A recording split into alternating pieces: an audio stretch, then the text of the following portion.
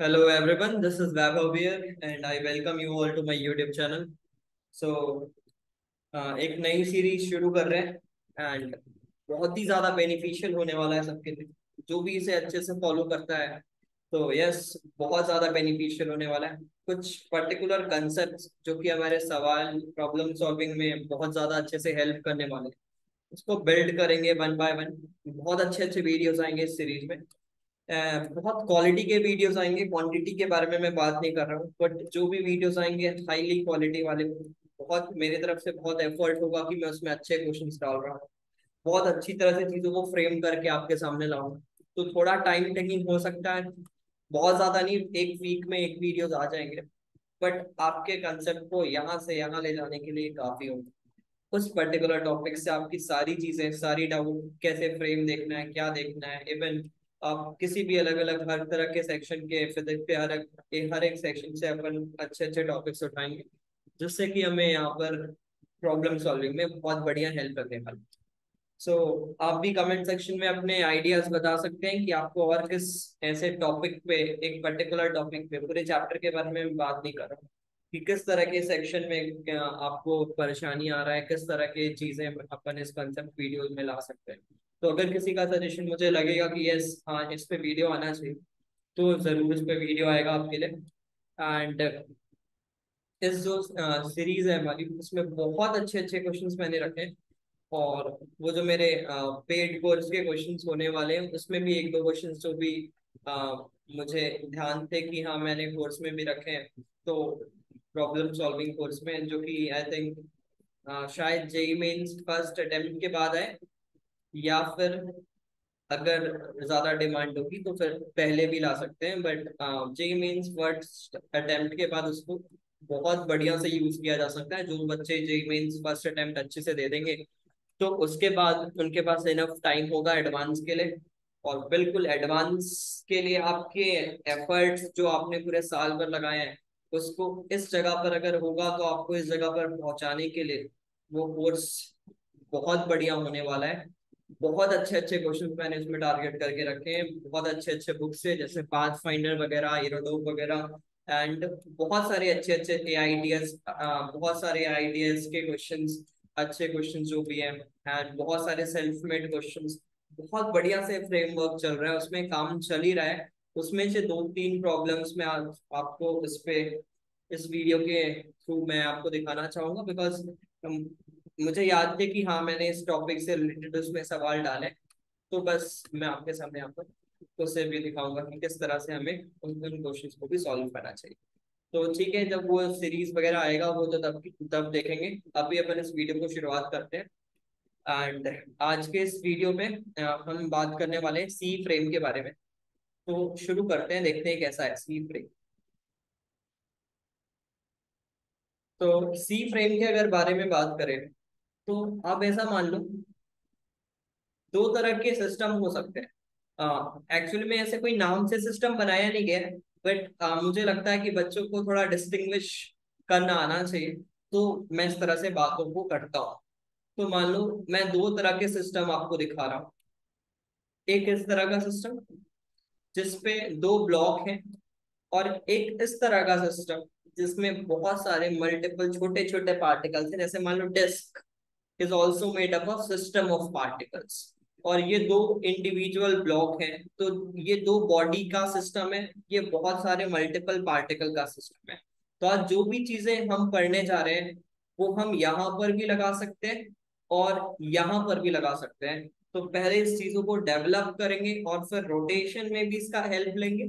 आ, आज जो मैं पढ़ाने वाला हूँ, आई डोंट नो कि आपको पता हो कि वो रिजल्ट्स आप कैसे यूज करते हो, बट हाँ जो यहाँ पे पढ़ने वाले हैं वो सेम चीज रोटेशन पे यूज करने वाले हैं। अब रोटेशन क्या है यार, सब मैकेनिक्स एक ही साथ तो है ना। तो अपन जो भी चीजें यहाँ पढ़ रहे हैं वो सारे मैकेनिक्स में आप कहीं भी लगा सकते हो। ऐसा मैं बहुत बच्चों के मुंह से सुनता हूँ, सर वो तो सेंटर ऑफ मास में लगाते हैं, ये करते हैं वो करते हैं। भाई ये पूरा मैकेनिक्स एक इन्वॉल्व सेक्शन है, और उसमें जो भी चीजें आप पढ़ रहे हो डिटेल में पढ़ रहे हो, तो ये सब फालतू बातें ना किया करें। तो अब इस पे देखते हैं क्या हो रहा है। यहाँ पे बहुत सारे सिस्टम ऑफ पार्टिकल्स, बहुत सारे छोटे छोटे पार्टिकल्स हैं यहाँ पर भी। तो ये एक पार्टिकल का सिस्टम है, ये एक पार्टिकल का सिस्टम है और ये बॉडी का सिस्टम है, दो अलग अलग बॉडी का सिस्टम है। ज्यादा डिफरेंस है नहीं इसमें। तो अगर मैं यहाँ पर इसका सेंटर ऑफ मास निकाल लूं, इस पूरे बॉडी का सेंटर ऑफ मास निकाल लूं, तो इसके ऊपर अगर मैं बैठ जाऊं तो इस बॉडी का सी फ्रेम ये हुआ, इस बॉडी का सी फ्रेम ये हुआ।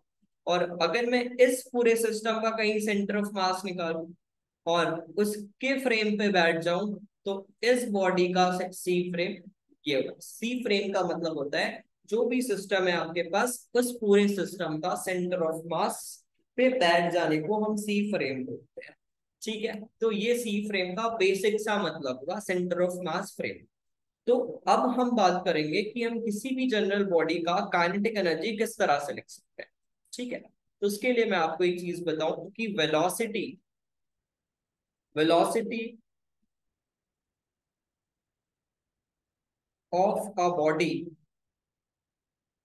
विथ रिस्पेक्ट टू ग्राउंड, किसी भी बॉडी का वेलोसिटी लिखना है ग्राउंड के रिस्पेक्ट में। कैसे लिखेंगे, ध्यान से सुनो। तो मान लो आ,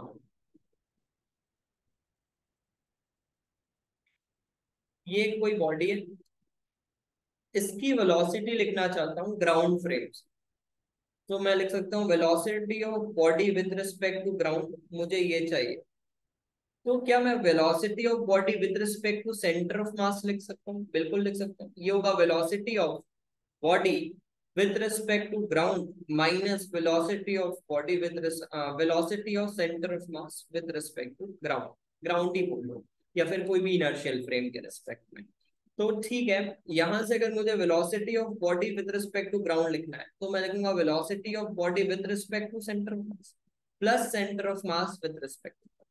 अच्छा, तो यहां से क्या समझ में आया कि अगर मुझे किसी भी बॉडी का, जैसे कोई भी उठपटांग सा मोशन है, मान लो कोई भी बॉडी चल भी रहा है, घूम भी रहा है, कुछ भी अलग तरह से मोशन चल रहा है, तो उन पार्टिकल की अगर मुझे वेलोसिटी लिखनी है, उन पार्टिकल्स की वेलोसिटी लिखनी है। सपोज ये मेरे पास बॉडी है, अगर ये ऐसे चल भी रहा है, घूम भी रहा है, कुछ इस तरह से ऐसे चल भी रहा है, घूम भी रहा है, तो सेंटर की जो वेलोसिटी है वो तो ट्रांसलेट करता हुआ दिख रहा है, सेंट्रल ट्रांसलेट करता हुआ दिख रहा है। बट ये सब जो पार्टिकल्स हैं ऊपर नीचे के, इनका मोशन थोड़ा अलग सा है, इनका मोशन थोड़ा अलग सा है। तो उन पार्टिकल की अगर वेलोसिटी लिखनी है ग्राउंड से, तो वो आप डायरेक्टली लिख नहीं पाओगे। तो उसको लिखने के लिए हमारे पास एक आइडिया है।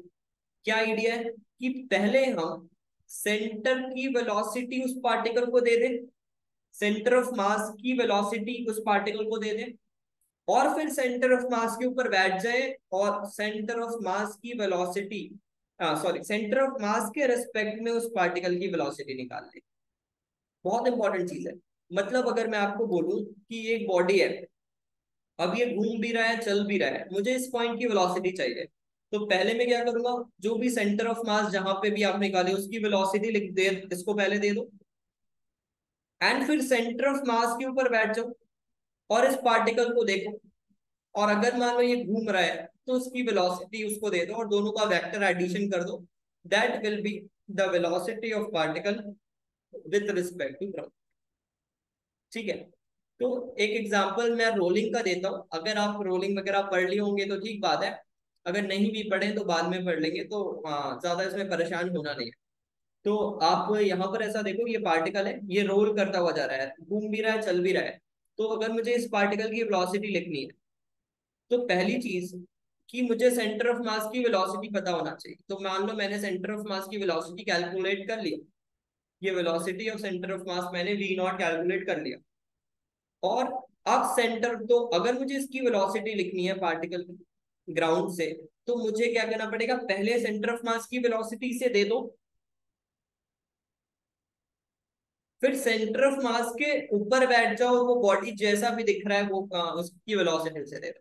तो सेंटर ऑफ मास के ऊपर बैठने पर ये मुझे एक रोल करता, रोटेट करता हुआ प्योर रोटेशन पे दिख रहा है, ये मुझे एक प्योर रोटेशन पे दिख रहा है। तो प्योर रोटेशन के कारण इसका लेंथ है आर, तो ये वाला ये क्या हो जाएगा, आर ओमेगा। तो इस पॉइंट की वेलोसिटी ग्राउंड से हम क्या लिखेंगे, इसकी पार्टिकल की वेलोसिटी ग्राउंड से मैं लिखूंगा V naught plus R omega. तो मैं ये चीज आपको यहाँ पर बताना चाहता हूँ। तो किसी भी पार्टिकल की अगर स्पीड लिखनी है तो इस तरह से मैं ग्राउंड से लिख सकता हूँ। तो अगर हम स्पीड लिख लिए तो क्या काइनेटिक एनर्जी में भी ये लॉजिक लगा सकते हैं? चलो देखते हैं। तो kinetic energy of a system with respect to ground, ground के रिस्पेक्ट में काइनेटिक एनर्जी सिस्टम की। तो ध्यान से देखना, सिस्टम की मतलब क्या, एक पूरा बाउंड्री है, बॉडी है, इसके अंदर बहुत सारे छोटे छोटे बॉडी है जो कि इधर उधर जा रहे हैं। मतलब बोल सकते हैं 3-4 ब्लॉक एक साथ रखे हुए हैं, कुछ भी बोल दो। तो मैंने एग्जांपल के लिए ऐसे ब्लॉक छोटे छोटे बॉल्स बना लिए और सबको वेलोसिटी दे दिया। मान लो उसको v1 दे दिया, इसको इधर कुछ v2 दे दिया, इसे v3 दे दिया और इसे कुछ v4 दे दिया। तो यहाँ पर मुझे काइनेटिक एनर्जी सिस्टम की अगर लिखनी है तो ये सब वेलोसिटी अगर ग्राउंड से है तो ग्राउंड से काइनेटिक एनर्जी कैसे लिखोगे? Half m1v1 square plus half m2v2 square plus half m3v3 square plus half m4v4 square. ठीक है, ऐसे कुछ लिखेंगे। बट अगर आपको ग्राउंड से उनकी वेलोसिटी अच्छे से नहीं मालूम है, अगर आपको ग्राउंड से उनकी वेलोसिटी अच्छे से नहीं मालूम है तो फिर मुझे ये वाले मेथड से वेलोसिटी लिखनी पड़ेगी सबकी। एंड फिर मुझे ऐसे ही ऐड कर देना पड़ेगा, मतलब v1g v2g सारी चीजों को ऐसा लिख लेते हैं। तो मैं क्या लिखूंगा? Kinetic energy of system with respect to ground can be written as summation half M i, जो भी मास है, एंड उसकी velocity v i m I we i whole square. M I we i whole square, v i किसके respect में? V i with respect to ground है, v i with respect to ground है। तो मैं इसको थोड़ा expand करूंगा, kinetic energy of system with respect to ground. तो मैं इसे लिखूंगा समीशन हाफ एम आई, और वी आई को एक्सपैंड करके लिखेंगे velocity of that ith particle with respect to centre of mass plus velocity of centre of mass and whole square. ठीक है, तो अब इसको थोड़ा एक्सपेंड करते हैं। Kinetic energy of system with respect to ground can be written as summation half M I we I C whole square plus summation half M I V C whole square plus summation plus summation half M I we I C into V C whole multiplied by 2। ये 2 को करते हैं cancel. अब आप यहाँ पर थोड़ा सा ध्यान देना, मेरी बात को ध्यान से सुनना कि यहाँ पर हो क्या रहा है। तो अगर मैं आपको बताऊं, अगर मैं आपको एग्जांपल दूं, मान लो ये एक पार्टिकल है, ये एक पार्टिकल है, ये सबकी वेलोसिटी, 4 पार्टिकल लेते हैं, ज्यादा पार्टिकल करते हैं, ये 4 पार्टिकल है। और अगर मुझे इसका ग्राउंड से सेंटर ऑफ मास की, इसके सेंटर ऑफ मास की वेलोसिटी लिखनी है विद रिस्पेक्ट टू ग्राउंड, तो मैं सारी velocity with respect to ground लिखूंगा। मतलब अगर ये वाली वेलोसिटी v1 v2 v3 और इसकी वेलोसिटी v4, अगर ये सारी वेलोसिटी ग्राउंड के रिस्पेक्ट में है, तो अगर मैं m1 v1 plus m2 v2 plus m3 v3 upon m1 plus m2 ऐसा कर लूंगा तो मुझे ग्राउंड से सेंटर ऑफ मास की वेलोसिटी मिल जाएगी।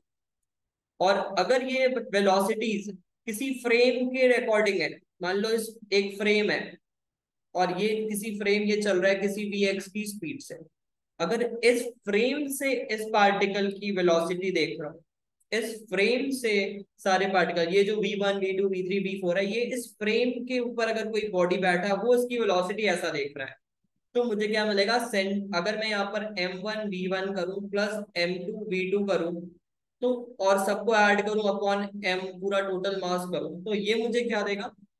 Velocity of centre of mass with respect to that frame. उस फ्रेम के हिसाब से मुझे सेंटर ऑफ मास की वेलोसिटी से मिल जाएगी। समझ रहे होंगे आप, सेंटर ऑफ मास वही लोकेटेड है, उस फ्रेम के हिसाब से उसकी वेलोसिटी ऐसी होगी। तो अगर आप इस लास्ट टर्म को ध्यान से देखें तो यहां पर अगर मैं VC को बाहर लिखूं बिकॉज वो तो कांस्टेंट है, तो समीशन हाफ, और हाफ को भी बाहर लिख लूं, VC और हाफ, तो समीशन MI VIC, मतलब सारे पार्टिकल की वेलोसिटी सेंटर ऑफ मास के रिस्पेक्ट में लिखा जा रहा है। तो ये जो फ्रेम है वो इस केस में हमने किसका फ्रेम बना दिया है, सेंटर ऑफ मास, बिकॉज मैंने अभी इस फ्रेम के रिस्पेक्ट में वेलोसिटी लिख रहा था, तो फ्रेम के रिस्पेक्ट में सेंटर ऑफ मास की वेलोसिटी आ रही थी। अगर इस फ्रेम के बदले मैं सेंटर ऑफ मास के रिस्पेक्ट में सारे पार्टिकल की वेलोसिटी लिखूं, तो मुझे सेंटर ऑफ मास की वेलोसिटी मिलेगी सेंटर ऑफ मास के रिस्पेक्ट में। ओके, अगर इसको मैं m से मल्टीप्लाई कर दूं, m से डिवाइड कर दूं, तो कोई खास बात नहीं, ये वाला टर्म क्या बन जाएगा, जीरो। आप समझ रहे होंगे, ये वाला टर्म हो जाएगा जीरो। तो अगर ये टर्म हो गया जीरो, तो मैं बोल सकता हूँ ये पूरा टर्म जीरो। तो अगर मुझे काइनेटिक एनर्जी किसी सिस्टम का लिखना है विथ रिस्पेक्ट टू ग्राउंड, तो वो होगा summation half MI VIC whole square plus summation half MI VC whole square.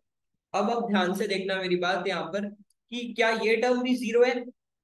हाँ, बहुत सारे बच्चे बोलते हैं ये टर्म भी जीरो है, लेकिन नहीं, ये टर्म जीरो नहीं है, बिकॉज अब VI का स्क्वायर है, VIC का स्क्वायर है, और आप ऐसा नहीं बोल सकते कि VIC को बाहर रख दो, समीशन MI VIC कर लो और इसको जीरो लिख लो। ये तो वही बात हुई कि आप इंटीग्रल कर रहे हो और एक्स वाई डीएक्स का इंटीग्रेशन है, अब y को बाहर रख लिया और इंटीग्रेशन x dx कर लिए, इसको सॉल्व करके y को मल्टीप्लाई कर दिया। ये तो वैसी बात हो गई, तो ये बिल्कुल आप अलाउड नहीं है, ऐसा आप कर नहीं सकते, बिल्कुल गलत होगा। तो ये वाला टर्म जीरो नहीं है, बट ये टर्म क्या है, अगर इसको ध्यान से देखें, तो ये टर्म मुझे बता रहा है MI VI VC whole square. तो एक तरह से VC तो कांस्टेंट है, बाहर आ जाने वाला है, और MI का समीशन मतलब टोटल मास, तो ये है half into total mass capital M into VC whole square. तो एक तरह से ये जो टर्म है, ये वेलोसिटी ऑफ, ये kinetic energy of centre of mass है, सेंटर ऑफ मास की काइनेटिक एनर्जी है। और what about this first term, ये है MI V1C होल स्क्वायर। जैसे मैंने आपको बताया था, ग्राउंड से अगर काइनेटिक एनर्जी लिखनी है तो half M V1 square, half M V2 square, half M V3 square, half M V4 square. उस मतलब सारे पार्टिकल की स्पीड ग्राउंड से लिख लो और और सबको ऐसे ऐड कर लो। तो ये भी वही हो रहा है, लेकिन ये किस फ्रेम से कर रहे हैं, सेंटर ऑफ मास फ्रेम से। तो ये जो टर्म है, तो this is nothing but kinetic energy of system with respect to center of mass। तो देखो काइनेटिक एनर्जी में भी वही लॉजिक लग रहा है कि kinetic energy of a system with respect to ground can be written as kinetic energy of system with respect to centre of mass plus kinetic energy of centre of mass. Okay, तो ये चीज kinetic energy में भी true है, तो आपको याद रखना है कि kinetic energy of system with respect to ground can be written as kinetic energy of system with respect to center of mass plus kinetic energy of center of mass। Yes, it is completely true। ये बिल्कुल सही है। इसका example आप करते भी हैं, use भी करते हैं, जैसे एक कोई बॉडी रोल कर रहा है, रोलिंग का एग्जाम्पल दे रहा हूँ बिकॉज आप उस पर यूज टू है, तो मैं इसलिए बार बार रोलिंग के एग्जाम्पल दे। तो अगर मैं रोलिंग की बात करूँ तो इसकी काइनेटिक एनर्जी कैसे लिखते हो, half MVC square which is kinetic energy of the centre of mass plus half I omega square which is kinetic energy of with respect to centre of mass. और इसको आप लिखते थे kinetic energy of system with respect to ground. समझ रहे होंगे मेरी बात। तो यहां तक बात आपको समझ में आ गई होगी कि मुझे किसी भी सिस्टम की काइनेटिक एनर्जी किस तरह से लिखनी है, एंड मुझे किसी भी सिस्टम की वेलोसिटी वगैरह कैसे लिखनी है, ये चीज हमें समझ में आ गया। सो अब हम कोशिश करने वाले इस पार्ट में कि सेंटर ऑफ मास के रिस्पेक्ट में काइनेटिक एनर्जी वगैरह कैसे लिखना है किसी टू पार्टिकल सिस्टम की, किसी स्पेशल बॉडीज केसेस की, वो हम यहाँ पर डील करने वाले हैं। बहुत ज्यादा इंटरेस्टिंग होने वाला है ये चीज, और आपके बहुत डिफिकल्ट डिफिकल्ट सवाल को ये बहुत आसान बना देने वाला है, आप इसको ध्यान से बस सुनना पड़ेगा आपको। ठीक है, तो ये काइनेटिक एनर्जी हमने देख ली। अब आ जाते हैं, हम टू पार्टिकल सिस्टम को डील करेंगे। तो हम टू पार्टिकल सिस्टम में वो kinetic energy with respect to centre of mass को कैलकुलेट करना चाह रहे हैं, इसकी कैलकुलेशन की तरफ आगे बढ़ रहे हैं टू पार्टिकल सिस्टम के लिए। ठीक है, तो टू पार्टिकल सिस्टम के लिए सबसे पहले मैं आपको एक चीज बताऊं, एक ठीक है, तो kinetic energy of two particle system की कैलकुलेशन पे आ रहे हैं। तो उसके लिए पहले एक टू पार्टिकल सिस्टम ड्रॉ करते हैं। मान लो ये एक ब्लॉक है मेरे पास, ये सेकंड ब्लॉक है मेरे पास, एंड इन दो ब्लॉक्स पे मैंने ऐसे स्प्रिंग से कुछ ऐसे मास लगा दिए, एंड साथ में ये कुछ ऐसा ब्लॉक रख दिया मैंने, ये मास को मान लो M1 मान लो, इसको M2 मान लो इस ब्लॉक को आपने V1 स्पीड दे दी, इस ब्लॉक को आपने V2 स्पीड दे दी। अब मेरी बात ध्यान से सुनना, ये V1 V2 ग्राउंड से मैंने लिखा है, ये V1 V2 ग्राउंड से है भाई। ठीक है, ध्यान से सुनते रहेंगे हर एक चीज को। अगर आप पढ़ने वाले बच्चे हैं तो बहुत बढ़िया आपको ये वीडियो लगने वाला है, और बहुत बढ़िया से आप सीख सकते हैं चीजों को। तो अपना ज्यादा लॉजिक इधर उधर का लगाएंगे नहीं, जो जैसे बताया जा रहा है ध्यान से सुनेंगे तो बिल्कुल आपके लिए हेल्पफुल होगा। तो ग्राउंड के रिस्पेक्ट में V1 से जा रहे हैं, ग्राउंड के रिस्पेक्ट में V2 से जा रहा है। तो यहाँ पर सेंटर ऑफ मास की वेलोसिटी लिख सकते हैं क्या? तो आप बोलोगे यार लिख सकते हैं, क्यों नहीं लिख सकते हैं? हाफ एम, तो M1 V1 plus M2 V2 upon M1 plus M2 V2 लिखोगे ना, M1 V1 plus M2 V2 upon M1 plus M2। चलो देख लिए सेंटर ऑफ मास की वेलोसिटी। तो ये सेंटर ऑफ मास की वेलोसिटी क्या चेंज होगी? नहीं होगी। आपका कहना होगा नहीं ये कांस्टेंट है। क्यों कांस्टेंट है? आप बोलोगे सर इस सिस्टम पे एक्सटर्नल फोर्स कहीं से लग ही नहीं रहा है, तो ये कैसे तो ये चेंज होगा ही नहीं। तो बिल्कुल सही बात है, यहाँ पर सेंटर ऑफ मास की वेलोसिटी चेंज हो नहीं रही। तो मतलब सीएम फ्रेम एक इनर्शियल फ्रेम है। अभी इस सवाल के लिए CM frame is an inertial frame. बहुत सही। तो अगर सीएम फ्रेम यहाँ पर एक इनर्शियल फ्रेम है, तो इसका मतलब है कि कोई आपको एक्स्ट्रा जो फोर्सेस फॉल्स फोर्सेस हैं, आपके शूडो फोर्सेस हैं, वो लगाना नहीं होगा, और इस सिस्टम के ऊपर बैठ जाओगे आप, जो कि सेंटर ऑफ मास की गाड़ी है। और इस सेंटर ऑफ मास की गाड़ी में बैठ के आप बोलोगे आप सीएम फ्रेम पे हो। सीएम फ्रेम का मतलब क्या है? सेंटर ऑफ मास की स्पीड में चलने वाले गाड़ी पे बैठ गए हो। ठीक है, तो this is your CM frame, और ये इस फ्रेम पे बैठ के चीजों को देखना चाहते हो। तो with respect to centre of mass frame, with respect to CM frame, आप अगर देखें तो ये बॉडी को ए बोल दूं, इससे बी बोल दूं, तो ए की वेलोसिटी लिखें इनिशियली, ए की वेलोसिटी इनिशियली लिखूं, क्या लिखूंगा? सेंटर ऑफ मास फ्रेम से बी, सेंटर ऑफ मास भी इस तरफ चल रहा है BC से, और वो V1 से चल रहा है। तो velocity of A with respect to centre of mass is V1 minus BC, जिसको लिखा जा सकता है, जिसे लिखा जा सकता है V1 minus M1 V1 minus M2 V2 upon M1 plus M2। और साथ में अगर आप देखें तो मुझे क्या कर देना चाहिए, इधर मल्टीप्लाई एलसीएम वगैरह ले लेना चाहिए। तो चलो ले लेते हैं, कोई परेशानी नहीं है। क्या बनेगा? M1, ध्यान से देखोगे यहाँ पे, ये बनेगा M1 V1 plus M2 V1 minus minus M1 V1 minus M2 V2। तो आप देखोगे M1 को कैंसिल करना चाहोगे, और M2 को कॉमन लोगे, और आप बोलोगे कि सर लिख दो आप V1 minus V2।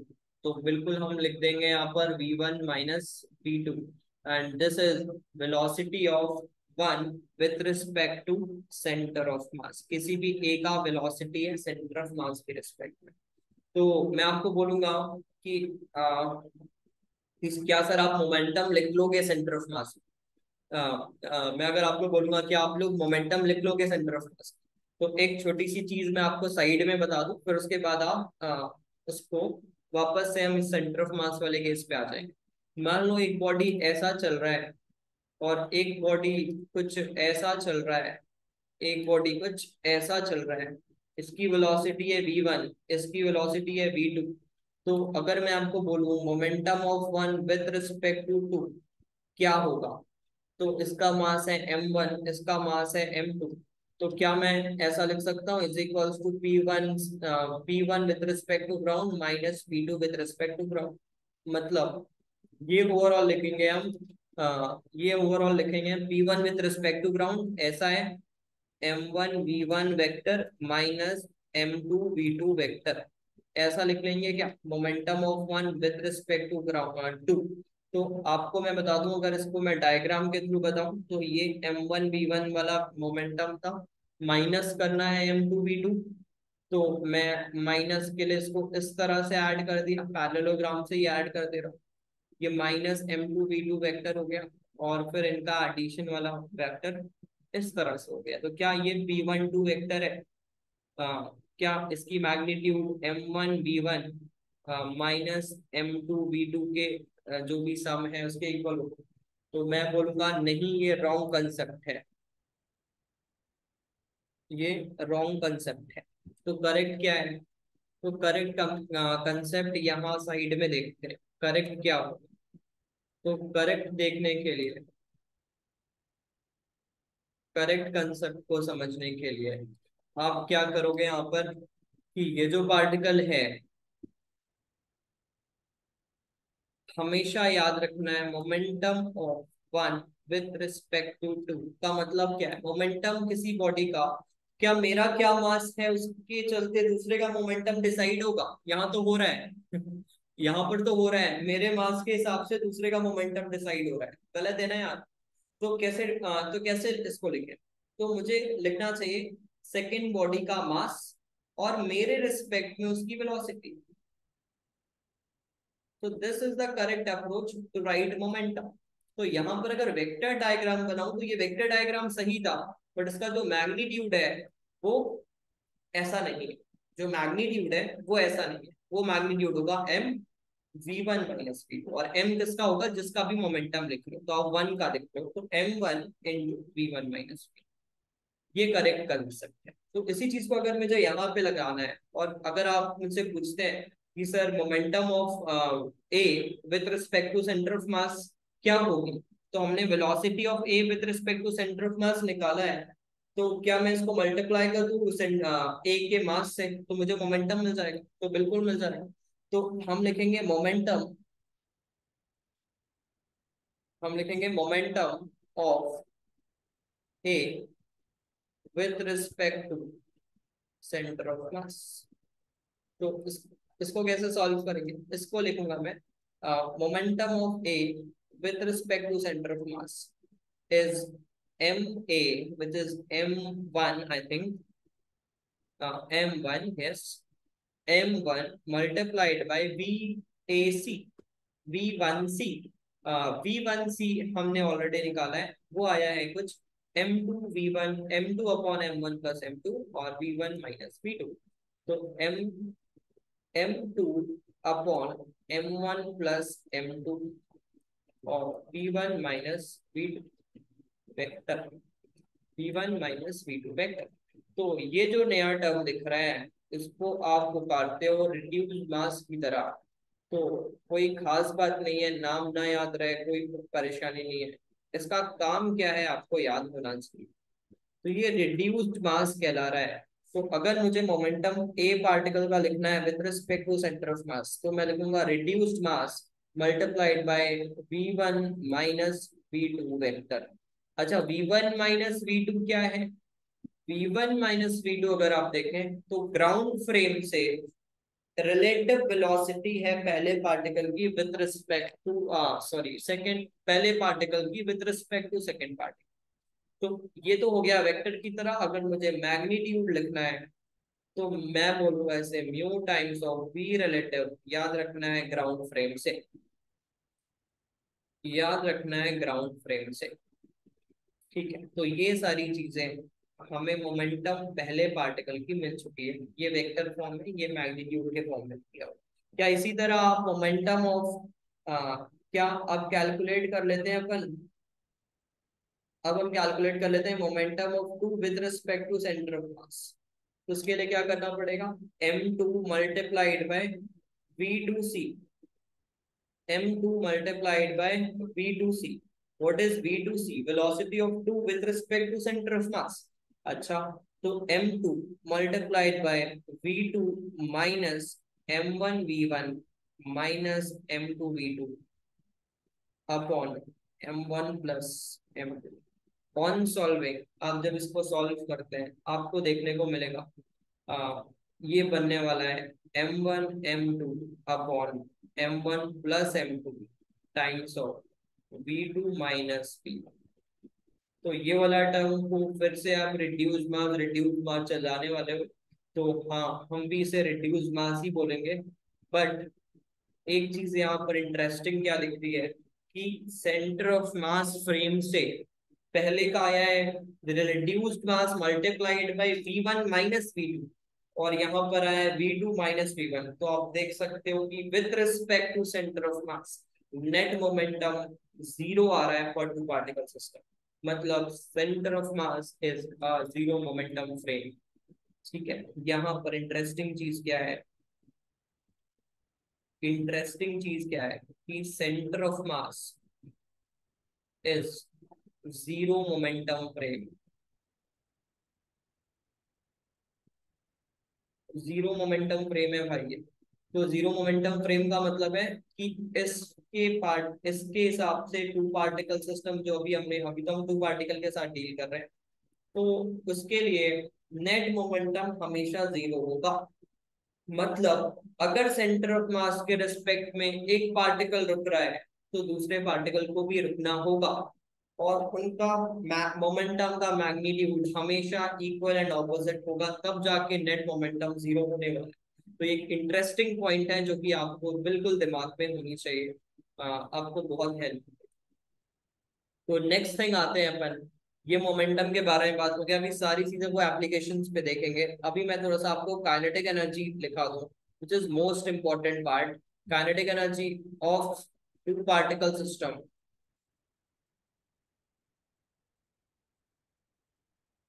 With respect to centre of mass. Centre of mass के रिस्पेक्ट में टू पार्टिकल सिस्टम का मैं इम्पल्स वगैरह भी लिखा सकता हूँ, बट यस किसी और वीडियो में उसके बारे में बात करेंगे. आज मैं थोड़े से एनर्जी वाली चीजों पर ज्यादा फोकस कर रहा हूँ, कि आपको कैसे डील कराऊं. तो ठीक है, kinetic energy of two particle system with respect to centre of mass. अच्छा, कैसे लिखूंगा मैं kinetic energy centre of mass के रिस्पेक्ट में लिखना है, तो क्या लिखूंगा, half m1 v1c whole square plus half m2 v2c whole square. This is kinetic energy of system with respect to center of mass. तो भाई यार यहाँ पर v1c होल स्क्वायर, इसमें अगर मैं इसको ऐसा लिख सकता हूँ क्या, half m1 square v1c whole square by m1 plus half m2 square v2c whole square by m2. तो क्या मैं इसे ऐसा बोल सकता हूँ, this is momentum of one with respect to, तो क्या p1c whole square by 2m1 plus p2c whole square by 2m2. और हमें पता है अगर स्क्वायर का टर्म है तो दोनों का मैग्नीट्यूड तो सेम ही है, तो उसको मैं लिख सकता हूँ p square by 2 common 1 by m1 plus 1 by m2. इसका मतलब ये है कि p स्क्वायर बाई 2, और यहाँ को लिखूंगा m2 plus m1 upon m1 m2 m1. तो ये क्या है यार, ये अपना 1 अपॉन रिड्यूस मास की तरह दिख रहा है, 1 बाय म्यू की तरह दिख रहा है. तो ओवरऑल मैं बोल सकता हूँ p का अगर मैग्नीट्यूड ओपन करूँ तो mu square by v relative whole square by 2 और 1 बाय एक म्यू को करो कैंसिल, आपको रिजल्ट मिल रहा है half mu v relative whole square. तो this is momentum of kinetic energy of two particle system with respect to center of mass. तो अगर आप टू पार्टिकल सिस्टम का ग्राउंड से काइनेटिक एनर्जी लिखना है तो आप सेंटर ऑफ मास की काइनेटिक एनर्जी लिख लो half m v c square, और साथ में आप इसको half mu v relative square को ऐड कर दो, तो ग्राउंड से दोनों पार्टिकल सिस्टम की काइनेटिक एनर्जी हमें मिल सकती है. बट ये जो रिजल्ट है ये एक इम्पॉर्टेंट रिजल्ट है, ये एक इम्पॉर्टेंट रिजल्ट होने वाला है हमारे आगे के डिस्कशन के लिए. तो यहाँ तक आप बढ़िया से एक बार चीजों को देख लेते हैं, बिकॉज अब हम आने वाले क्वेश्चंस वाले पार्ट पे। थ्योरी में मुझे आपको इतना कुछ बताना था फिलहाल के लिए। अब क्वेश्चंस के थ्रू चीजों को और अच्छे से आगे बढ़ाते हैं।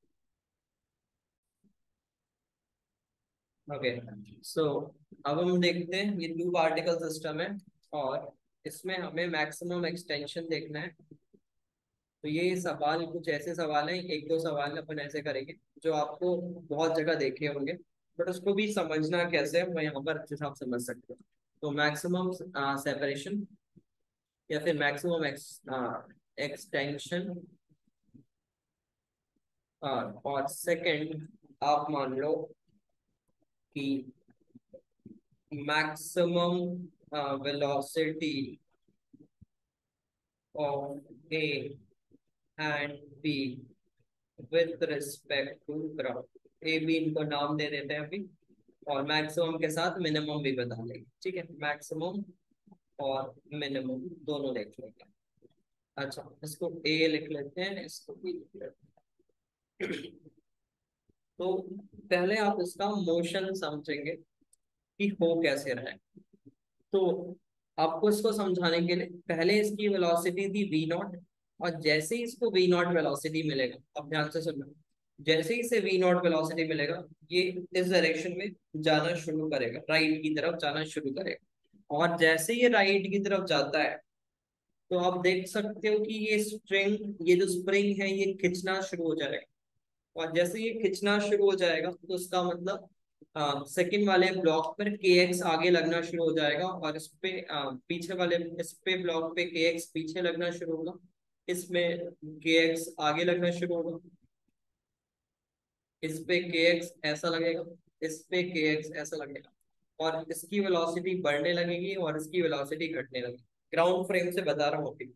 तो ग्राउंड से इसकी वेलोसिटी कम होने लगेगी, इसकी वेलोसिटी बढ़ने लगेगी। एक ऐसा वक्त आएगा जब दोनों की वेलोसिटी इक्वल हो जाएगी, और जैसे दोनों की वेलोसिटी इक्वल होगी, उसके बाद आप ध्यान से सुन सकते हैं चीजों को, कि अभी भी एक्सटेंशन होने के कारण के एक्स इसमें ऐसा ही लगेगा और के एक्स इसमें ही ऐसा लगेगा। तो इसकी वेलोसिटी और डाउन हो जाएगी और इसकी वेलोसिटी और अप हो जाएगी। तो अब ये इसको अप्रोच ज्यादा स्पीड से करने लगेगा, मतलब अब ये कंप्रेशन शुरू, मतलब कंप्रेशन तो नहीं बोल सकता, बट एक्सटेंशन कम होने लगेगा, एंड फाइनली जाकर कंप्रेशन में वो रिजल्ट दे सकता है। ठीक है, तो उस हिसाब से अगर देखें तो मैक्सिमम एक्सटेंशन ग्राउंड फ्रेम से तब आएगा जब ये पार्टिकल और ये पार्टिकल दोनों की वेलोसिटी सेम हो जाए। दोनों की वेलोसिटी सेम हो जाए किस फ्रेम से? ग्राउंड फ्रेम से। और ग्राउंड फ्रेम से वेलोसिटी सेम होने का क्या मतलब है? ग्राउंड फ्रेम से वेलोसिटी सेम होने का मतलब ये है कि सेंटर ऑफ मास फ्रेम से इनकी जो वेलोसिटी है, वो अभी हम ध्यान से एक बार देख लेते हैं। ग्राउंड फ्रेम से दोनों की वेलोसिटी सेम हो गई, तो अगर मैं इसको डील करना चाहता हूँ तो मैं दो तरह से सॉल्व करूंगा, फिर मैं सेंटर ऑफ मास वगैरह की वेलोसिटी बताऊंगा। तो अगर मैं इसको सी फ्रेम से देखूं, अब सी फ्रेम से देखो, तो ये ए वाले पार्टिकल का इनिशियल वेलोसिटी था वी नॉट इधर, और सी फ्रेम से क्या हो जाएगा? C naught. और यहाँ पे velocity of centre of mass निकाल सकते हैं अपन, m v naught upon two m, तो वी नॉट बाई टू। तो अगर सेंटर ऑफ मास फ्रेम के रिस्पेक्ट में लिखूंगा तो वी नॉट बाई टू से ये आगे जा रहा है, और ये वाला particle V naught by two से पीछे जा रहा है। तो आप देख सकते हो मोमेंटम अभी इनका जीरो है, जो कि अभी हमने पढ़ा था जीरो मोमेंटम फ्रेम होना चाहिए था। तो बिल्कुल हाँ हो रहा है। तो सेंटर ऑफ मास के रिस्पेक्ट में ये पार्टिकल वी नॉट से जा रहा है, आगे जाएगा जाएगा फाइनली रुक जाएगा, यहाँ पर स्टॉप हो जाएगा, इसकी वेलोसिटी जीरो हो जाएगी। ये भी इधर जाएगा सेंटर ऑफ मास के रिस्पेक्ट में, और ये भी फाइनली यहाँ पर जाकर रुक जाएगा। और हमने क्या पढ़ा है कि ये जब रुकेगा तो इसको भी रुकना पड़ेगा, बिकॉज जीरो मोमेंटम फ्रेम है वो सेंटर ऑफ मास फ्रेम। तो ऐसा कुछ होने वाला, और जैसे ये रुकेगा तो ये वाला जो इस पे इसने एक्सटेंशन कुछ दिया x1, इसने कुछ एक्सटेंशन दिया x2, तो इस हिसाब से हमें total extension x1 plus x2 मिल जाएगा। तो सेंटर ऑफ मास फ्रेम से दोनों पार्टिकल जब रुक जाएंगे, उस वक्त हम बोल सकते हैं कि ये सेंटर ऑफ मास फ्रेम से इस वक्त जब मैक्सिमम एक्सटेंशन के वक्त दोनों की हम बोल सकते हैं वेलोसिटी जीरो है with respect to centre of mass zero है, ग्राउंड से दोनों की वेलोसिटी सेम है, तो velocity of A with respect to ground और velocity of B with respect to ground, ये मैं क्या लिखूंगा, velocity of A with respect to centre of mass plus velocity of centre of mass, और velocity of A with B with respect to centre of mass plus velocity of centre of mass. और हमें पता है कि ground फ्रेम्सिंग की velocity maximum extension के वक्त equal है, तो इसका मतलब क्या है, सेंटर ऑफ कि ये दोनों टर्म तो जीरो हो गई है, अभी हमने देखा, मतलब मैक्सिमम एक्सटेंशन के वक्त इसकी वेलोसिटी भी वी सी ओ एम है और इसकी वेलोसिटी भी वी सी ओ एम, ऐसा भी अप्रोच कर सकते हैं, अगर आप चाहें तो ऐसा भी अप्रोच इसको कर सकते हैं। तो ओवरऑल अगर इस मोशन को मैं आपको बताऊं तो हो क्या रहा है, ये पूरा सिस्टम ए का जो पार्टिकल की अगर वेलोसिटी देखना है तो एक तो वीसी से आगे चल रहा है और सेंटर ऑफ मास के रिस्पेक्ट में वो एसएचएम जैसा मोशन कर रहा है, मतलब अगर मैं इसको कंबाइनली ग्राउंड से इसके मोशन को बोलूं तो मैं बोल सकता हूँ ये पूरा सिस्टम सेंटर ऑफ मास की स्पीड से आगे जा रहा है और सेंटर ऑफ मास के अबाउट एसएचएम कर रहा है, अंदर एसएचएम हो रहा है और एक पूरा ऐसे आगे भी चल रहा है, फॉरवर्ड भी मूव कर रहा है बीसी से। तो अब मैं इसको ग्राउंड फ्रेम से अगर मैं ऐसा एनालाइज कर लिया हूं तो ग्राउंड फ्रेम से अभी तो मैंने आपको बता दिया कि इसकी वेलोसिटी इस वक्त वी सी एम होगी, वी सी एम होगी, बट अगर आपको ये नहीं पता होता तो आप क्या करते हैं, मोमेंटम कंजर्व करते हैं, दोनों की वेलोसिटी सेम हो जाती है, तो M V M plus M V ऐसा करते हैं, मतलब टू एम वी इसको इक्वल लिखते हैं एम वी के, और आप देख सकते हो वी की value v by v naught by two, ये वी नॉट होता v naught by two which is actually velocity of centre of mass, ये मोमेंटम कंजर्व कर रहा हूँ ग्राउंड से, ये मोमेंटम कंजर्वेशन चल रहा है ग्राउंड से।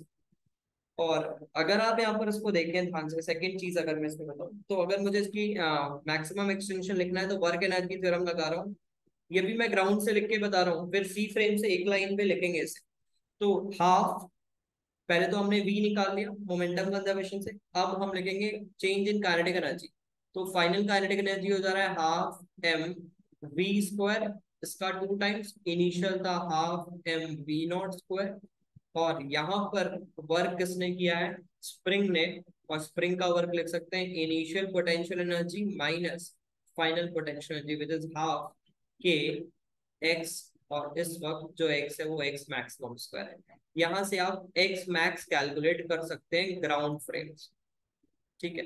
बट अगर आप उसको सी फ्रेम से करना चाहें तो हमें पता है कि सी फ्रेम में initial relative velocity v naught थी, ये वी नॉट से चल रहा है, और फाइनल रिलेटिव वेलोसिटी जीरो हो गई है बिकॉज ये भी रुक गया है सी फ्रेम पे और ये भी रुक गया है सी फ्रेम, तो इसका मतलब है कि सी फ्रेम पर से अगर देखें तो सी फ्रेम पर एक चीज हमें, अगर मैं आपको याद दिलाऊं, half mu, sorry, half mu v relative square में, वी रिलेटिव मैंने आपको ग्राउंड से लिखने बोला है तो आप ये चीज ध्यान रखेंगे, तो ग्राउंड से पहले रिलेटिव वेलोसिटी वी नॉट थी इनिशियली, फाइनली जीरो हो गई, और यहाँ पर वर्क किसने किया है, वर्क किसने किया है, सिर्फ और सिर्फ स्प्रिंग ने, तो इसको किसके इक्वल लिख सकते हैं, हाफ के एक्स मैक्स स्क्वायर, बस एक लाइन में आपको सॉल्व करना चाहिए इसे, तो half m square by two m, half m square by two m, और वी रिलेटिव आपको पता है इनिशियली वी नॉट स्क्वायर था, और ये इक्वल होगा हाफ के एक्स मैक्सिमम स्क्वायर, तो इस जगह से आप सी फ्रेम से एक लाइन पर मैक्सिमम एक्सटेंशन फाइंड कर सकते हैं। सो ये कुछ चीजें हैं जहां पर हमें सी फ्रेम हेल्प करने वाला है।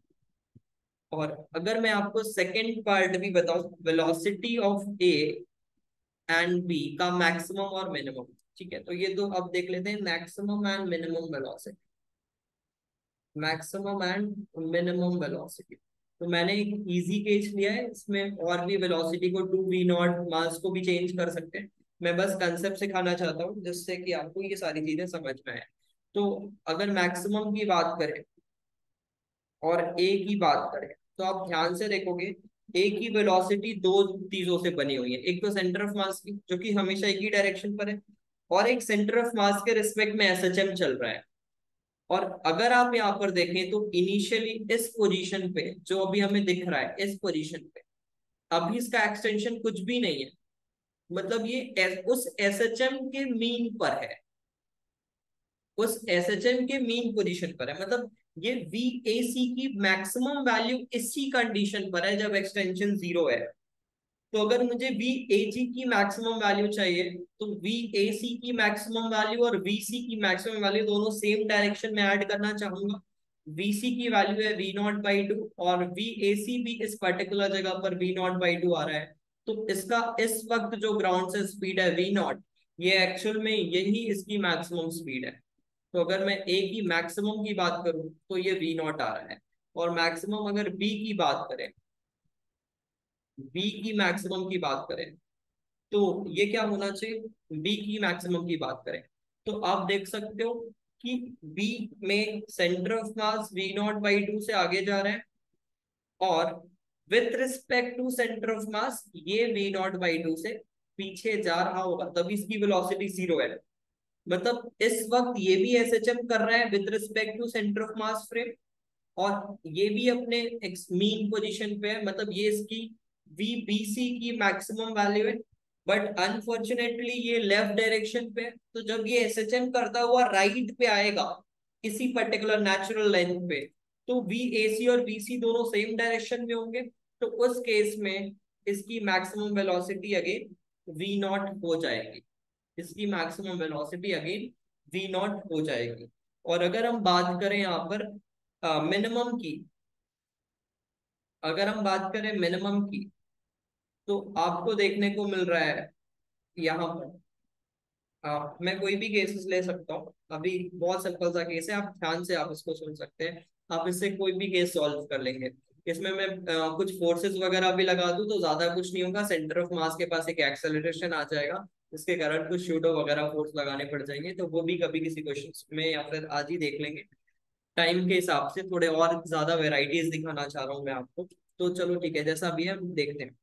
तो अब अगर मैं मिनिमम की बात करूँ तो मिनिमम के लिए ये वाली वेलोसिटी की मैक्सिमम वैल्यू क्या है, V0/2, और ये V0/2, क्या V0/2 कभी ऐसा भी होगा एसएचएम में कि ये वापस से V0/2 ऐसा आ रहा हो? हाँ बिल्कुल होना चाहिए। तो क्या उस वक्त वेलोसिटी जीरो भी हो सकती है? हाँ, तो इसकी मिनिमम वेलोसिटी जीरो है। और अगर आप यहाँ पर देखें तो ये इस वक्त ऑलरेडी जीरो पर है ही ग्राउंड फ्रेम से, और यही इसकी मिनिमम वेलोसिटी होने वाली है जब ये एसएचएम करता हुआ ऐसा आ जाएगा। जब ये एसएचएम करता हुआ ऐसा आ जाएगा तो with respect to centre of mass V0/2 आप पीछे पलट के दोगे, और इसकी खुद की वेलोसिटी, सेंटर ऑफ मास की वेलोसिटी सामने V0/2 होगी। तो आप बोल सकते हो कि इसकी वेलोसिटी जीरो होगी, जो कि इस पर्टिकुलर कंडीशन पर ही आपको देखने को मिल रही है। तो इसकी भी मिनिमम जीरो है और इसकी भी मैक्सिमम V0 है। क्या हमेशा ऐसा ही होता है? बिल्कुल ऐसा नहीं होता है, बहुत सारे डिफरेंट केसेस बन सकते हैं इसमें। कभी कभी ये मिनिमम जीरो नहीं भी होगा अगर सेंटर ऑफ मास की वेलोसिटी इतनी कैपेबल नहीं है कि इसको कैंसिल कर ले। तो उस केस में अगर सेंटर ऑफ मास की वेलोसिटी बड़ी हो जाए इनके पर्टिकुलर एसएचएम वाली वेलोसिटी से, तो ये कभी कैंसिल नहीं कर पाएगा। तो मिनिमम जरूरी नहीं है जीरो हो जाए, केसेस बन सकते हैं, सोचना कैसे मैंने आपको बता दिया है। ओके, तो आगे बढ़ते हैं। एंड आपको ये समझ में आ गया होगा टू पार्टिकल सिस्टम में हमें कैसे चीजों को देखना है। तो नेक्स्ट मैं कुछ सिंपल एग्जांपल्स करा रहा हूँ सीएम फ्रेम को ही लेते हुए, तो इसको भी आप एक बार ध्यान से देख सकते हैं।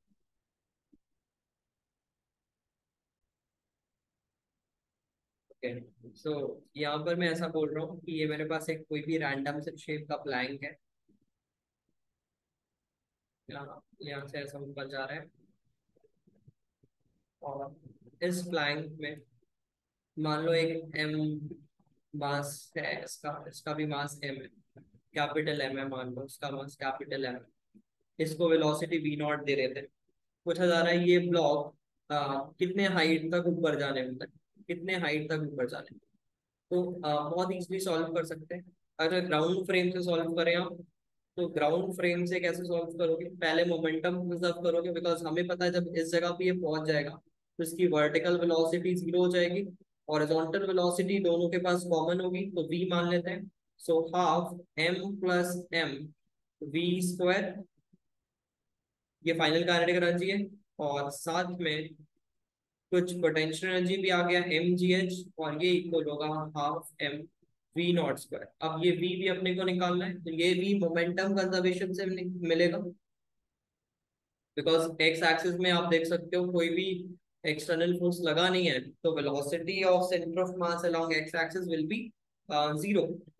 तो इस वजह से मोमेंटम कंजर्व यहाँ पर लगा सकते हैं, मोमेंटम कंजर्वेशन इक्वेशन यहाँ पर लग जाना चाहिए। तो so not zero, it is v naught by m plus m, जो भी आपकी आएगी सेंटर ऑफ मास की वेलोसिटी कांस्टेंट रहेगी। तो मोमेंटम कंजर्वेशन के हिसाब से एम वी नॉट ये इक्वल हो जाएगा एम प्लस एम वी। तो यहाँ से ये वी मिलेगा, इस वी को यहाँ पर यूज करेंगे, एंड इजिली फिर हम यहाँ से इसकी वैल्यू निकाल सकते हैं, एच की वैल्यू निकाल सकते हैं, हाइट की। बट इसको अगर सिंगल लाइन करना है तो सीएम फ्रेम से देखो कैसे करेंगे। तो अभी हमने सीखा है टू पार्टिकल सिस्टम के लिए, यहाँ पर इसको हमने इनिशियली यहाँ पर ग्रेविटी का बस वर्क है, तो माइनस एम जी एल या फिर minus m g h gravity का वर्क हुआ, और ये किसके इक्वल होगा, वर्क एनर्जी थ्योरम लगा रहा हूँ, सीएम फ्रेम से वर्क एनर्जी थ्योरम लगा रहा हूँ। तो वर्क एनर्जी थ्योरम लगाने पर initial kinetic energy, final kinetic energy of two particle system is half mu v relative square, where v relative is relative velocity from ground, तो वो zero है, minus finally क्या हो जा रहा है हाफ m, और m यहाँ पर कौन सा लिखना चाहिए, रिलेटिव, मतलब सॉरी रिड्यूस्ड, तो half m m m plus m, और साथ में v रिलेटिव का स्क्वायर, तो v relative initially was only v not square. तो यहाँ से एक लाइन पे मैं एच की वैल्यू कैलकुलेट कर सकता हूँ with the help of work energy theorem, sorry with the help of concept of C frame. तो आप देख सकते हो आपको यहाँ से करना आसान लग रहा है या फिर यहाँ से करना आसान लग रहा है, आप चेक कर सकते हो चीजों को। तो यस, बिल्कुल आसान कर देने वाला है आपके आगे की कैलकुलेशन। इसमें बहुत सारे अलग अलग तरह के क्वेश्चन बनाए जा सकते हैं, उसमें से एक सिंपल एग्जांपल मैं फिर से आपको करा दे रहा हूँ, बिल्कुल कॉमन है जो कि अभी हमने पहले किया।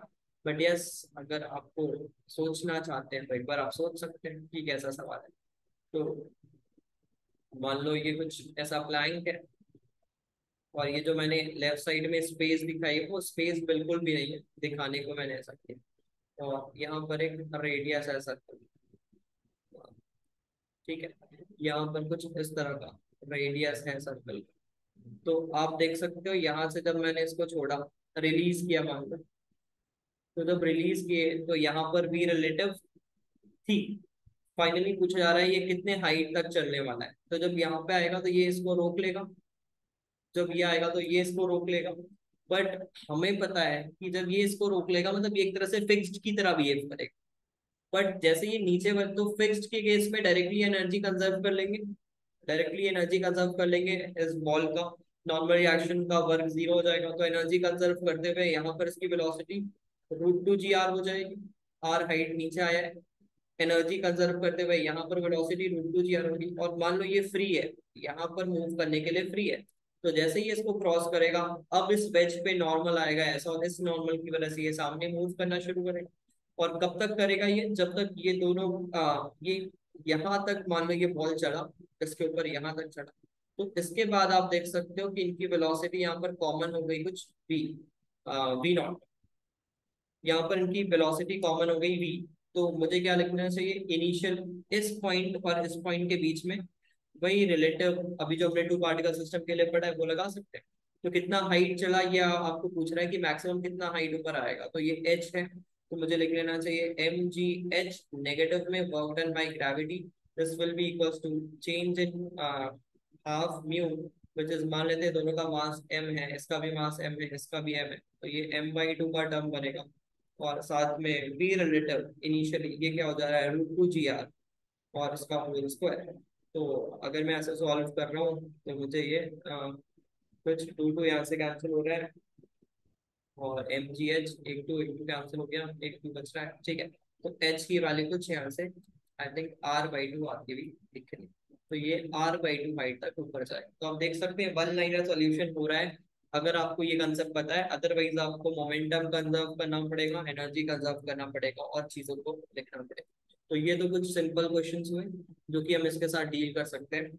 कुछ अच्छे मेरे कोर्सेज के क्वेश्चंस हैं दो तीन, तो मैं भी वो आपके सामने रखना चाहता हूँ, मतलब आपको दिखाना चाहता हूँ कि उसको भी हम सी फ्रेम के कंसेप्ट से कैसे बहुत इजीली कर सकते हैं। उस क्वेश्चंस का रेफरेंस पाथफाइंडर का बुक का है, जो भी मैंने अभी इस पर्टिकुलर वीडियो के लिए लिया है, और वो मेरे कोर्स का क्वेश्चन है, तो आप एक बार देख सकते हैं कि कैसा क्वेश्चन है।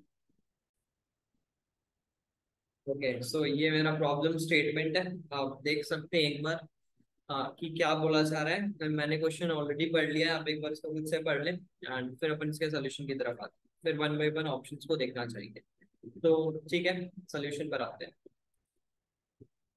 सो क्वेश्चन का कहना है ऐसा है कि एक बार है, जो भी बोलो बड़ा सा ब्लैंक है, इस पे इसके ऊपर एक ब्लॉक है, फिर ब्लॉक को एक मोटर के साथ ऐसा कनेक्ट किया, कुछ ऐसा कनेक्ट हुआ है मोटर के साथ, और इसके नीचे से एक ऐसा बोल सकते हैं कि स्ट्रिंग आई हुई है। ये स्ट्रिंग, इस पे टेंशन लग रहा है ऐसा, इस पे टेंशन लग रहा है ऐसा, और ये 4 सेकंड के लिए स्प्रिंग इस ब्लॉक को खींचती है with a tension of 150 newton as given in the question. और यहाँ पर फ्रिक्शन के बारे में कोफिशिएंट 0.2 बताया गया है। तो इस ब्लॉक पे फ्रिक्शन पीछे की तरफ लग रहा है विच इज 100 न्यूटन, बिकॉज उसका वेट है 50 और मास है 50 kg एंड इसका मास है 200 kg।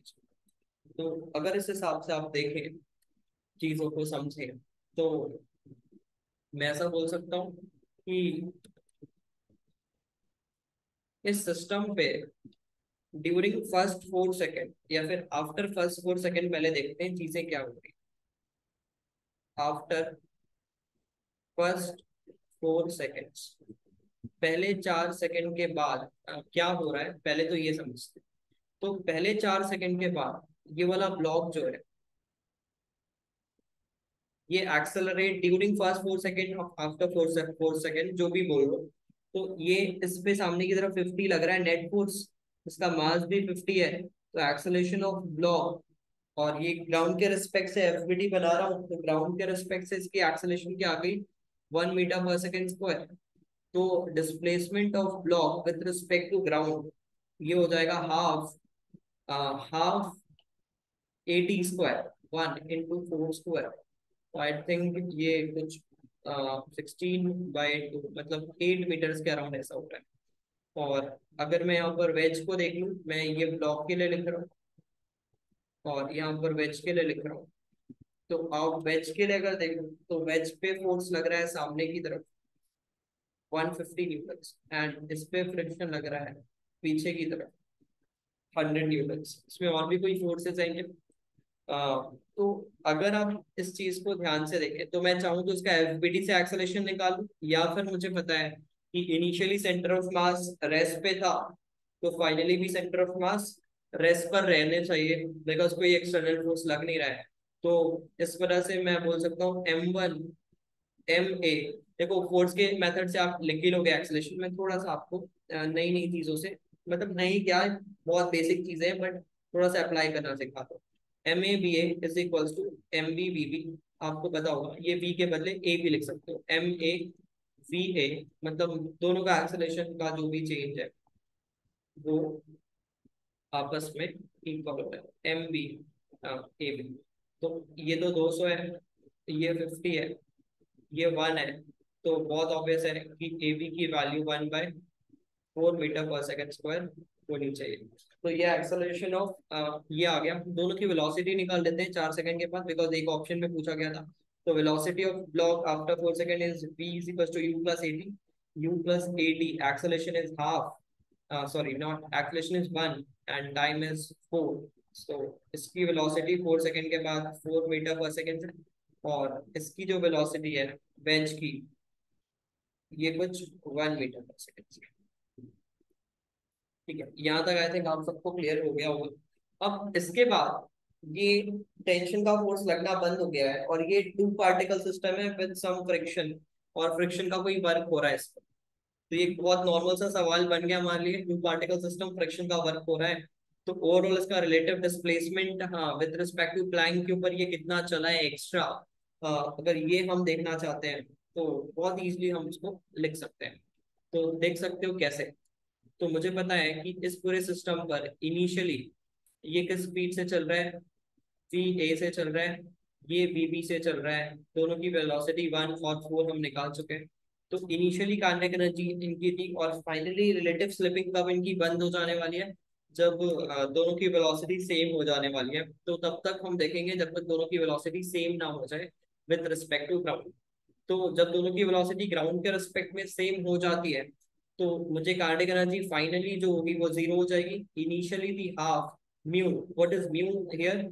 It is 250, not 250, 200 into 50 upon 250 mu into v relative. Initially ये 4 से जा रहा है, ये 1 से जा रहा है, तो 5 का वी रिलेटिव बन रहा है ग्राउंड से।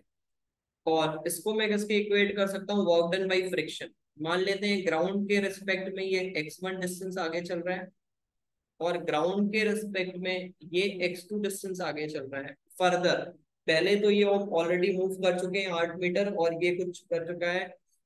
इसका एक्सेलरेशन बस निकाल लेते हैं, इसका डिस्प्लेसमेंट भी निकाल लेते हैं वेज का। तो half A which is 1/4 into T square 4। तो एक फोर कैंसिल हो रहा है, तो आई थिंक ये 2 मीटर आ रहा है। ठीक है। तो उसके बाद फर्दर कितना चल रहा है वो निकालना चाह रहे हैं। तो पहले पे फ्रिक्शन का वर्क हुआ है म्यू एम जी, बिकॉज उस पे फ्रिक्शन लग रहा है पीछे x1। और सेकंड पे भी नेगेटिव वर्क हुआ है फ्रिक्शन का, या फिर शायद पॉजिटिव वर्क हुआ है, इस पे सामने लग रहा है तो पॉजिटिव हुआ है हाफ एम। और हाफ म्यू एम जी, तो फोर्स तो सेम ही है, वही हाफ। तो यहाँ पर फोर्स है म्यू एम जी और x2, म्यू एम जी x2। तो ओवरऑल मैं बोल सकता हूँ, और किसी का वर्क तो है नहीं इस पूरे सिस्टम का। बट ये वर्क हमने ग्राउंड से क्यों लिखा? ये वर्क हमने ग्राउंड से क्यों लिखा? हमने सेंटर ऑफ मास फ्रेम से क्यों नहीं लिखा? भाई सेंटर ऑफ मास फ्रेम अगर आप देखेंगे, तो centre of mass frame inertial frame है। और अगर सेंटर ऑफ मास फ्रेम इस पर्टिकुलर जगह पर इनर्शियल फ्रेम है, तो इसका मतलब तो यही हुआ ना कि इनर्शियल फ्रेम से मैं ग्राउंड को इनर्शियल फ्रेम लूं, या फिर सेंटर ऑफ मास को इनर्शियल फ्रेम लूं। ओवरऑल वर्क सेम ही आएगा। सेंटर ऑफ मास फ्रेम में बस इसमें जो डिस्प्लेसमेंट आएगा, वो सेंटर ऑफ मास का डिस्प्लेसमेंट कम कर देंगे, बिकॉज सेंटर ऑफ मास सीधा जा रहा है वैसा मान लो, या फिर ऐड कर देंगे और इस पे सब्ट्रैक्ट कर देंगे। न्यू एम जी के साथ एक बार ऐड हो रहा है, एक बार सब्ट्रैक्ट हो रहा है, सेम ही बात बन जाने वाली है। ठीक है। तो मैंने इसलिए ग्राउंड से लिख दिया है चीजों को। तो ये जो x1 प्लस x2 का, या फिर x2 माइनस x1 का जो भी टर्म आ रहा है, ये चीजें मैं देखना चाह रहा हूँ कि ओवरऑल है क्या। जो x2 माइनस x1 का टर्म आ रहा है, ये हम देखना चाहते हैं। तो ये x2 क्या है जो इसने ग्राउंड के हिसाब से चला है? हमें क्या देखना है? हमें देखना है कि ओवरऑल डिस्प्लेसमेंट क्या होगा। तो ठीक है। तो मुझे पता है m1 डेल्टा x1 और m2 डेल्टा x2 जीरो होंगे, बिकॉज ओवरऑल यहाँ पर सेंटर ऑफ मास की वेलोसिटी जीरो है। सेंटर ऑफ मास की वेलोसिटी जीरो है इस पर्टिकुलर मोमेंट में। बिकॉज आप देख सकते हैं कि इनिशियली कोई फोर्स, इनिशियली जीरो पे थे सेंटर ऑफ मास, फिर कोई इस पे फोर्स ही एक्ट नहीं हो, तो m1 डेल्टा x1 और m2 डेल्टा x2 इक्वल होंगे। तो इस वजह से ये 1/4 x1 लिख लेना चाहिए मुझे। 1/4 x1 लिख लेना चाहिए। एंड ओवरऑल देख लेंगे कि ऐड किस तरह से हो रहे हैं चीजें, सब्ट्रैक्ट ऐड किस तरह से हो रहे हैं। तो इस पे फ्रिक्शन पीछे लगा है, और इस पे फ्रिक्शन इधर लगा है, तो शायद मुझे यहाँ पे भी नेगेटिव लिखना चाहिए। तो आप इसको भी देख सकते हो, ये भी नेगेटिव लिखना चाहिए। तो क्या लिख लूँ? -x2 -x1, एक तरह से वही आपका रिजल्ट बन रहा था, बट ठीक है चलो, ऐसा भी कर सकते हो। तो half into 200 into 50 by 250 into 25। So this is 1, this is uh, this is 10। ये 1 से कैंसिल, एंड आई थिंक ये बन जा रहा है कुछ 20। ये बन जा रहा है 10, तो 500 शायद इस साइड से बच रहा है। And mu m g, mu is 0.2, m is 50, and g is again 10। तो ये कुछ हो जा रहा है 2, मतलब 2 into 50 which is 100 into x। तो 100 × x, और ओवरऑल अगर मैं देखूं तो बोल सकते हैं 100 × x1 + x2, 100 × x1 + x2, और यहाँ से क्या टर्म बच रहा था, 500 बच रहा था। तो यहाँ से 500 का टर्म्स, और यहाँ पर अगर आप देखें तो ओवरऑल रिलेटिव डिस्प्लेसमेंट क्या आ रहा है, 8 मीटर यहाँ से आ रहा है और 2 मीटर ये भी चला है। तो ओवरऑल रिलेटिव डिस्प्लेसमेंट यहाँ से 10 मीटर का है, ग्राउंड से ये 8 चला है, ये 2 चला है, 10 मीटर का है। और यहाँ पर अगर मैं देखूं तो 100 times of x2, x2 - x1, sorry x1 minus में था, कैंसिल हो गया है, तो x2 + x1, एक तरह से ये रिलेटिव डिस्प्लेसमेंट ही है, एक तरह से ये रिलेटिव डिस्प्लेसमेंट ही है, बिकॉज ये इतना ग्राउंड से इधर चला, ये इतना चला, तो दोनों का रिलेटिव लिखना है, तो minus of minus will be plus, इस तरह से हो जाना चाहिए। तो एक तरह से रिलेटिव डिस्प्लेसमेंट ही, अगर आप चाहो तो x के लिए ये वाले टर्म से रिप्लेस कर सकते हो, x1 की वैल्यू निकाल लो, और x1 की वैल्यू निकालने के बाद x2 की वैल्यू अलग से निकाल लो, और फिर दोनों का रिलेटिव कर लो। तो मैं तो फिलहाल ऐसा करना नहीं चाह रहा हूँ। तो ये कुछ हो गया, वहां से रिलेटिव डिस्प्लेसमेंट था 10, और यहाँ से रिलेटिव डिस्प्लेसमेंट आ रहा है एक्स रिलेटिव इज 5 मीटर्स। तो ओवरऑल अगर मैं बोलूँ तो 10 + 5, तो ओवरऑल रिलेटिव डिस्प्लेसमेंट 15 मीटर्स का कुछ आता हुआ दिख रहा है। तो अगर मैं इसके ऑप्शंस पर जाऊँ, अगर मैं इसके ऑप्शंस पर जाऊँ, तो ये बिल्कुल भी डिफिकल्ट आपको लगेगा नहीं, अगर आप चीजों को अच्छे से पढ़ें तो बिल्कुल भी डिफिकल्ट लगेगा नहीं। और जिस तरह से मैं एक्सप्लेनेशन इस सारे सीरीज के हर एक क्वेश्चंस पे देने वाला हूँ, तो इस लेवल के टॉप नॉच एक्सप्लेनेशन आपको दिया जाएगा, जिससे कि आप एक भी हर कंसेप्ट को अच्छे से समझ पाएंगे। तो यस, ये वाला ऑप्शन मुझे सही लग रहा है, और ये वाला तो गलती हो गया, और साथ में थर्ड और फोर्थ में एक ही सही है, तो मैं बोल सकता हूँ 15 मीटर वाला सही है। तो ए एंड सी इसके करेक्ट ऑप्शंस यहाँ से बन जाते हैं। आई थिंक समझ में आ गया होगा आपको। एक क्वेश्चन और कर लेते हैं, एंड उसके बाद एक होमवर्क की तरह मैं दूंगा, और उस क्वेश्चन को इंक्लूड कर लूंगा अपने एडवांस प्रॉब्लम सीरीज के एक नेक्स्ट पार्ट में, मतलब जो भी 23 24 जितने भी पार्ट अभी तक फिलहाल हुए, तो नेक्स्ट पार्ट का जो सवाल आएगा वो कल ही, 1 2 दिन में ही आपको उसका वीडियो मिल जाएगा सोल्यूशन में, आप इसको सॉल्व करें। बहुत ही शानदार सवाल है, सॉल्व हो जाता है तो बहुत अच्छी बात है, नहीं होता है तो जरूर उसका सोल्यूशन देखेंगे। तो चलो एक सवाल अभी और करते हैं, और एक होमवर्क की तरह आप ले जाए।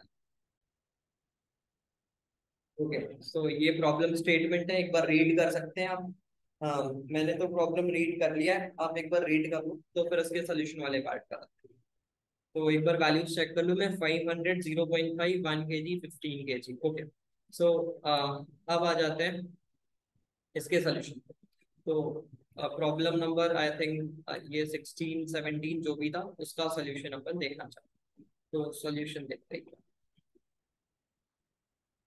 तो ये भी सिमिलर कंसेप्ट का है, बस आपको मैं दिखाना चाहता हूँ कि किस तरह से अब आपको कॉन्फिडेंस आ गया होगा कि कैसे सॉल्व करना है, तो आप इसको खुद से सॉल्व कर सकते हैं इस सवाल को। और सीख सकते हैं क्या है चीजें। तो ये हमारा ऐसा स्प्रिंग है, और ये ब्लॉक है।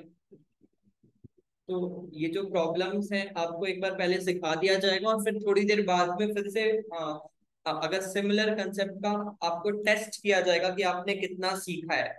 तो ये इस तरह से कुछ डिजाइन है चीजें, कि आपको पहले प्रॉब्लम नंबर 6 में कंसेप्ट को सिखाया गया है, और आप जब 4 5 सवाल कर लेते हो, तो फिर से आपको हल्का सा उससे रिलेटेड सवाल है, जिससे कि आप उसको अप्लाई कर पा रहे हो या नहीं, और आपके दिमाग में वो चीजें समझ में आई है या फिर आपको याद हो गई थी, ये भी चेक हो जाएगा। तो कुछ इस तरह से मैंने प्रॉब्लम को अरेंज भी किया है उस पर्टिकुलर कोर्स के लिए। तो यहाँ पर इसका मास 15 kg के बारे में बोला जा रहा है, और इसका मास कुछ 1 kg के बारे में बोला जा रहा है।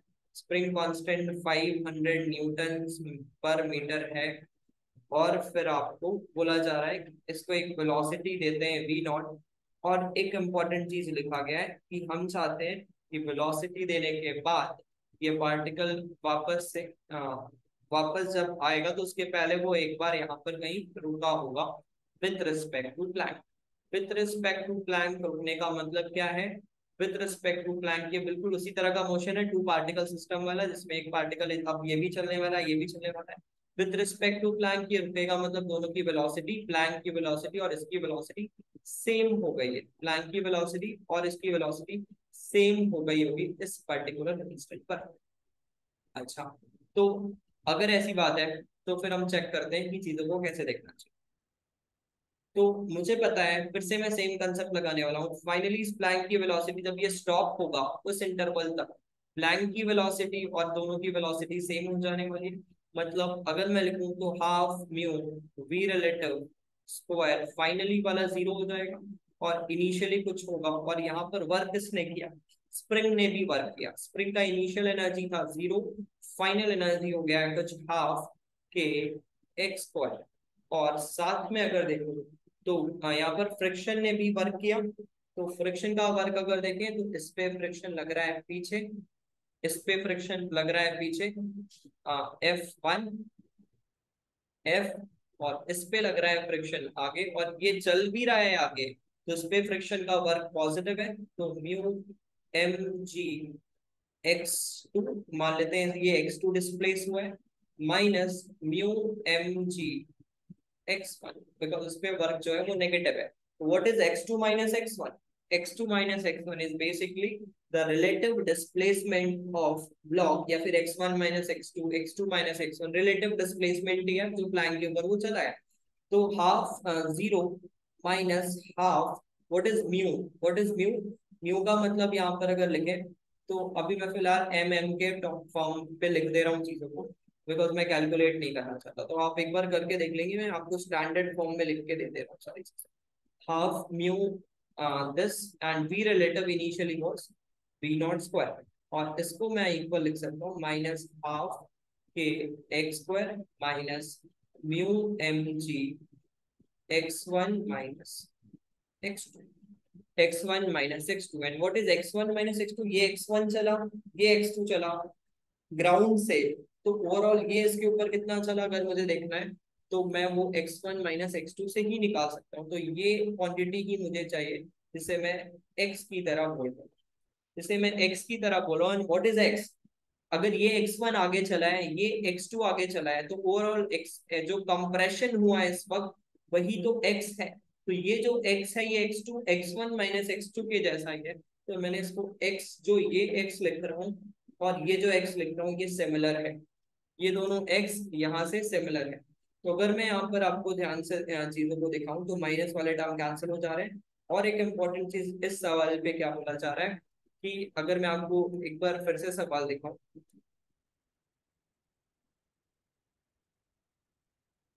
तो इस क्वेश्चन में एक इम्पोर्टेंट लाइन बोला गया है कि initially when the spring block given a velocity v naught towards the obstruction, if the block stops on the plank before reversing its direction of motion relative to the plank, मतलब वो अपने direction of motion को repeat किया है, हम चाहते हैं वो अपने डायरेक्शन ऑफ मोशन को रिपीट करे। हम ऐसा नहीं चाहते कि वो रुका और रुका ही रह जाए, हम चाहते हैं वो रिपीट अपने मोशन को वापस से रिबाउंड करे, पीछे की तरफ रिवर्स करे। तो वो कब पॉसिबल है? हम मिनिमम वेलोसिटी निकालना चाहते हैं, उससे बड़ी वेलोसिटी देंगे तो काम चल जाएगा। तो आप देख सकते हो अगर ये मैं कम वेलोसिटी के साथ प्रोजेक्ट करूँ ना, तो स्प्रिंग कम कंप्रेस होगा। तो जब ये स्टॉप होगा उस वक्त इस पे लग रहा होगा के एक्स, और यहाँ पर उसको बचाने के लिए लग रहा होगा म्यू एम जी। और अगर मान लो म्यू एम जी किसी तरह से बड़ा हो गया के एक्स से, तो फिर अब ये ब्लॉक को आगे नहीं जाने देगा। अब ये ब्लॉक को आगे नहीं जाने देगा, उसके रिलेटिवली रोक लेने वाला है। ये चीजों को रोक लेने वाला है यहाँ पर। अब ये ब्लॉक को उसके ऊपर स्लिप होने देगा नहीं। तो इसका मतलब क्या है? इसका मतलब तो ये हुआ कि हम चाहते हैं कि एटलीस्ट इतना कंप्रेशन हो जाए, हम चाहते हैं इतना कंप्रेशन एक्स इतना हो जाए कि म्यू एम जी के इक्वल हो जाए या फिर उससे जस्ट बड़ा हो जाए। तो मिनिमम वेलोसिटी तब होगी जब इसके जस्ट इससे जस्ट बड़ा होता है। और मैं और ज्यादा वेलोसिटी देता हूँ तो फिर तो कोई परेशानी नहीं है, तो और ज्यादा कंप्रेस होगा फिर वापस जरूर लौटेगा। तो इस वजह से मैं के एक्स को यहाँ पर म्यू एम जी के साथ इक्वेट करूंगा। आई थिंक ये इस क्वेश्चन का थोड़ा कैच वाला पॉइंट था। तो आप देख सकते हो एक्स को यहाँ पर म्यू एम जी बाय के से रिप्लेस कर सकते हो। तो यहाँ पर जो भी एक्स का टर्म है वो म्यू एम जी बाय के से रिप्लेस हो जाने वाला है। तो उसका मतलब क्या हो गया, माइनस वाला टर्म तो ऑलरेडी कैंसिल हो चुका है। तो हाफ ये वाले टर्म को ओवरऑल में लिखने वाला हूँ M m upon m plus m, and v relative is v naught square is equals to half k mu mg whole square by k square plus mu m g and x के बदले फिर से mu m जी bye के। तो आप यहाँ से mu m जी का स्क्वायर बन रहा है, एक एम को यहाँ से कैंसिल कर सकते हैं। एंड फिर वी नॉट की वेलोसिटी अगर लिखें तो वी नॉट की वैल्यू यहाँ से आप लिख सकते हो, या आई थिंक ऐड करने पे 1/2 प्लस 1 विच इज 3/2 बन रहा है म्यू एम जी बाई के। तो वी नॉट की वैल्यू चाहिए 3/2 म्यू, एक m तो बच ही जाने वाला है, तो 3/2 म्यू एम जी बाई के और m प्लस m आ जाएगा तो 3, और हाफ हाफ का टर्म तो ऐसे कैंसिल हो गया तो 3m m plus m by एक k का टर्म ऑलरेडी यहाँ पर बच रहा है और साथ में एक कैपिटल m आ रहा है और इसका रूट, ये आपका ओवरऑल फॉर्म आ रहा है। इसमें जब आप वैल्यूज रखोगे तो ये अराउंड 0.4 मीटर पर सेकेंड आएगा। तो ये मिनिमम वेलोसिटी है। तो v जो हमारा होना चाहिए v नॉट होना चाहिए या तो इसके इक्वल या फिर इससे ग्रेटर होना चाहिए 0.4 मीटर पर सेकेंड से, 0.4 मीटर पर सेकेंड से इक्वल या फिर इससे बड़ा होना चाहिए। तो हमारा आंसर यहाँ पर सही होने वाला है। तो ठीक है, आप इसको देख सकते हैं एक बार कि कैसे सॉल्व किया गया है। तो या मिनिमम वेलोसिटी तो हमने लिख दिया 0.4। The velocity of the with respect to ground first decreased, बिल्कुल कम हुआ, जीरो हो गया। और फिर वापस से के एक्स के बदले के एक्स बढ़ा होगा कुछ देर के लिए म्यू एम जी से, तो कुछ देर के लिए तो एक्सेलरेट इस डायरेक्शन में करेगा। तो शायद मैं यहाँ पर बोल सकता हूँ कि ए एंड बी ऑप्शन हमारा सही हो जाना चाहिए। ओके, सो ये हो गया क्वेश्चन नंबर 2 इस पर्टिकुलर प्रॉब्लम सीरीज से। और एक तीसरा क्वेश्चन भी मैं आपको होमवर्क की तरह देने वाला हूँ, ट्राई कर लो उसे। और जैसे मैंने बताया कि उसको हम अपने एडवांस प्रॉब्लम सीरीज में इंक्लूड कर लेंगे नेक्स्ट पार्ट में विद इन 1 और 2 डेज। ओके, सो ये प्रॉब्लम स्टेटमेंट है। आप एक बार देख सकते हैं किस तरह से, आई थिंक आपको दिख रहा होगा। तो ये प्रॉब्लम स्टेटमेंट है।